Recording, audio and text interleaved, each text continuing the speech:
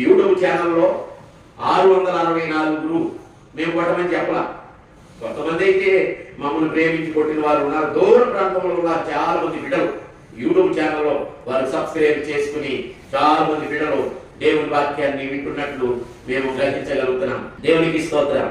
మేము చెప్పలేదు అట్లని వారే మరి ముందుకు కొనసాగారు. చాలా మంది యూట్యూబ్ ఛానల్లో ఏమంటున్నారంటే డబ్బులు ఇచ్చి సబ్స్క్రైబింగ్ చేయించి, డబ్బులు ఇచ్చి లైక్లు కొట్టించి యూట్యూబ్ ఛానల్ వారికి ఏం చేస్తున్నారంటే వారిని ప్రోత్సాహకరంగా మేము ఎంత గొప్ప గనులైపోయామని చెప్పుకుంటున్నారు. యేసుక్రీస్తు వారి సువార్త ఏంటంటే మారు మనసు పొందుడి, పాప క్షమాపణ పొందుడి, పశ్చాత్తాపపడి ప్రార్థన చేయండి.